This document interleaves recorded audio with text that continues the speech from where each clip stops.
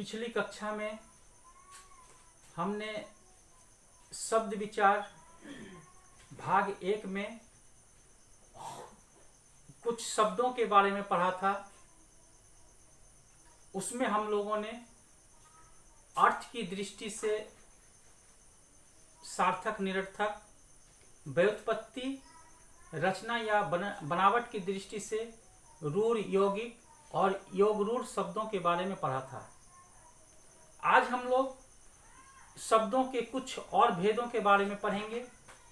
सबसे पहले हम लोग देखेंगे उद्गम या उत्पत्ति की दृष्टि से शब्द के कितने भेद हैं।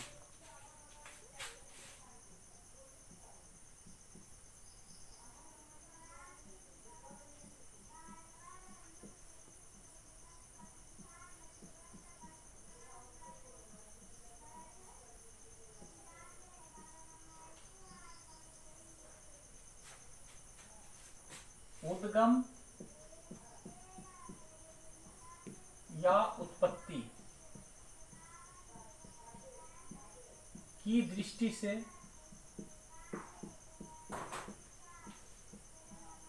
शब्दों के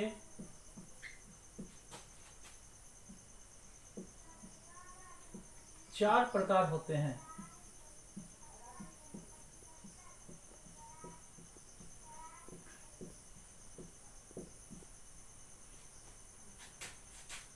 पहला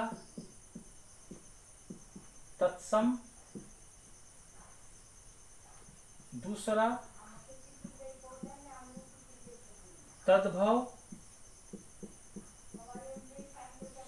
तीसरा देशज, चौथा विदेशज। उद्गम या उत्पत्ति के आधार पर शब्द के चार भेद हुए: तत्सम, तद्भव, देशज और विदेशज। अब तत्सम किसे कहते हैं?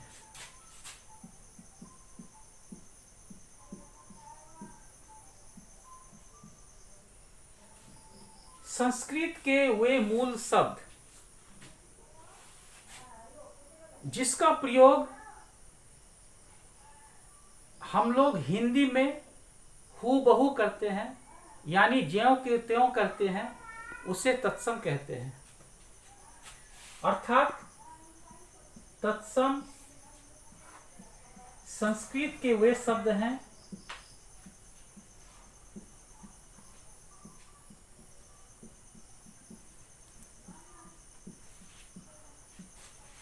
जिनका प्रयोग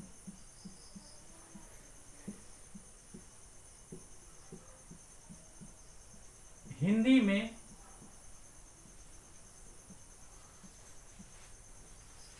ज्यों के त्यों किए जाते हैं।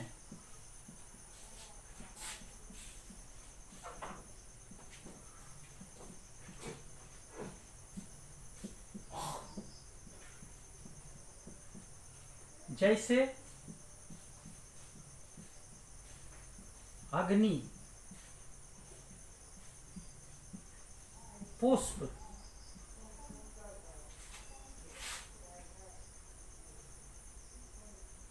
विद्यालय,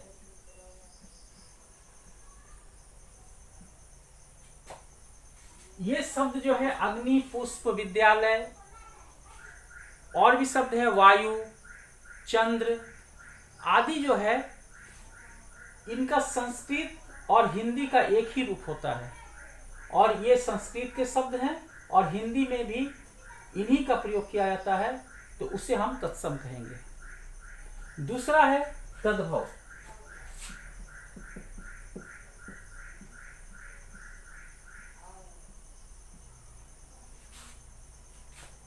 तत्सम अर्थात संस्कृत के वे शब्द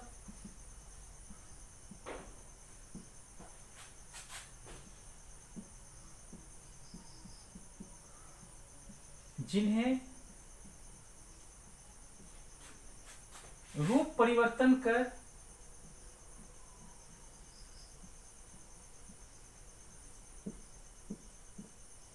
हिंदी में प्रयोग किए जाते हैं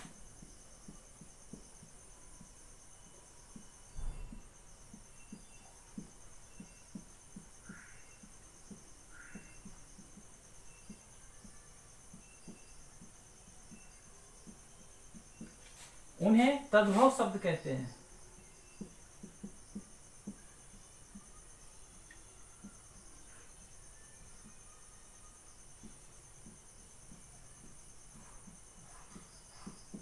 अर्थात संस्कृत के शब्दों में थोड़ा सा परिवर्तन करके हम जो हिंदी में प्रयोग करते हैं उसे हम कहते हैं तद्भव शब्द। जैसे हम लोग प्रयोग करते हैं आग, ये आग शब्द संस्कृत के शब्द अग्नि से बना है, अर्थात ये आग तद्भव हुआ, अग्नि तत्सम हुआ। ठीक इसी तरह हम लोग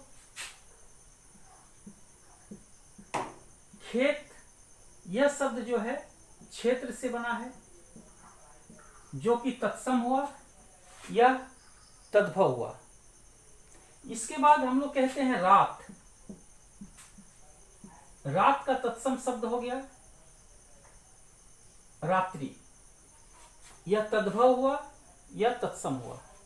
इसी प्रकार हम लोग बोलते हैं सूरज, जो कि सूर्य से निकला है, चांद जो कि चंद्र से बना है। तो ये सब जो कि संस्कृत को हम कुछ परिवर्तित करके हम हिंदी में पढ़ाते हैं, हिंदी में प्रयोग करते हैं, वह तद्भव कहलाता है।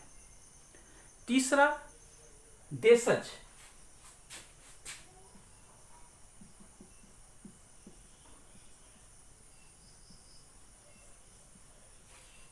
देशज क्या है?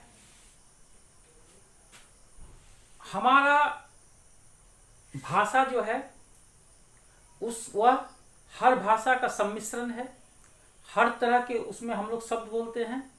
तो उसी में हम लोग कुछ ऐसे भी शब्द का प्रयोग करते हैं जो देशीय अथवा क्षेत्रीय बोलचाल के लिए होता है, उसे हम लोग देशज कहते हैं। अर्थात देशीय या क्षेत्रीय बोलचाल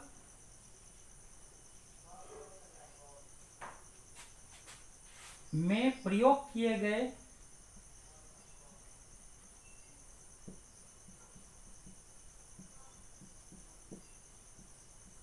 शब्द देशज कहलाते हैं।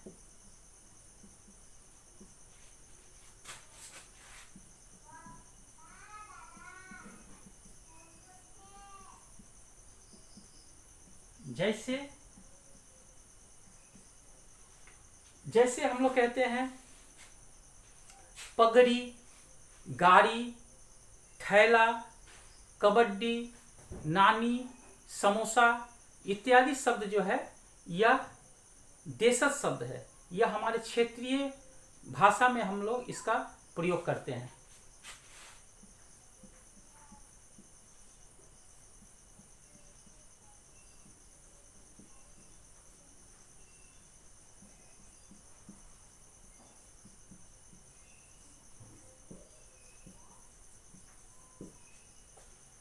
इसके बाद आता है विदेशज।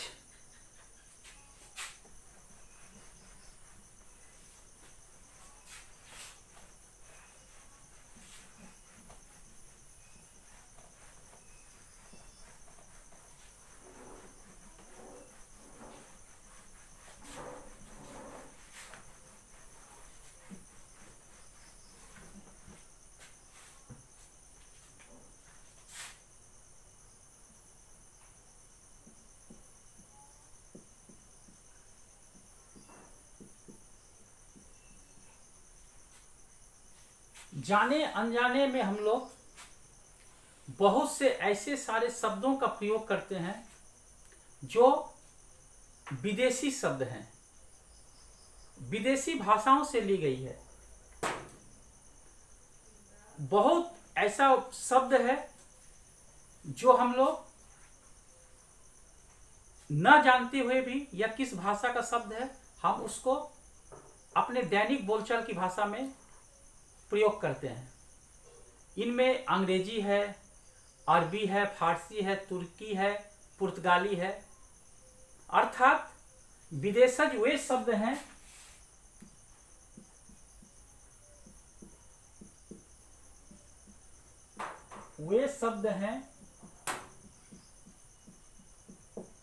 जो विभिन्न भाषाओं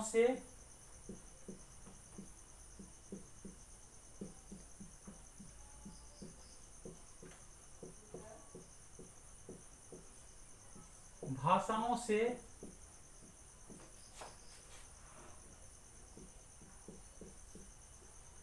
ली गई है और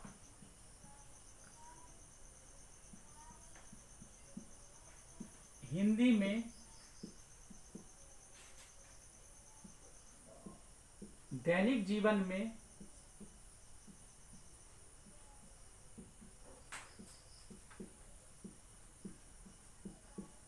प्रयोग किए जाते हैं।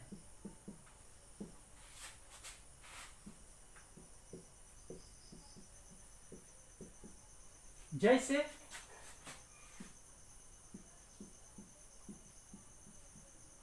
स्टेशन, स्कूल, कॉलेज, रेल,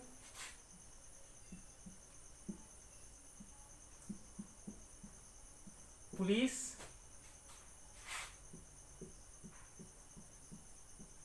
औरत,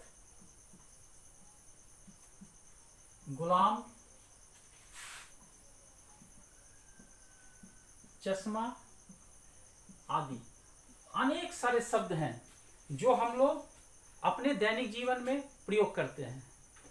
वे विदेशी भाषा है, विदेशी भाषा से लिए गए हैं।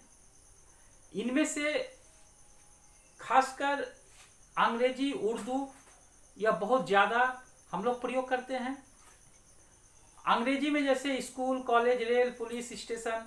अरबी में अक्ल, अदालत, एतराज, औरत, गुलाम। फारसी में अंगूर, अचार, अनार, अफसोस, बदनाम। तुर्की में कुर्ता, कुली, तोशक, नाशपाती, बेगम। और कुछ पुर्तगाली का भी हम लोग प्रयोग करते हैं, जैसे अलमारी, अनानास, आया। आया का मतलब दाई। तो विभिन्न भाषाओं के सम्मिश्रण से हम अपने बोलचाल की भाषा बोलते हैं। अगर इन भाषाओं का अगर हिंदी में समायोजन न हो, सम्मिश्रण न हो, तो हिंदी का जो एक रस है वह ठीक से नहीं हो पाएगा। इसीलिए हमारे शब्दों में तत्सम, तद्भव, देशज, विदेशज आदि हर शब्दों का मिश्रण होना चाहिए। इससे हिंदी में निखार आता है।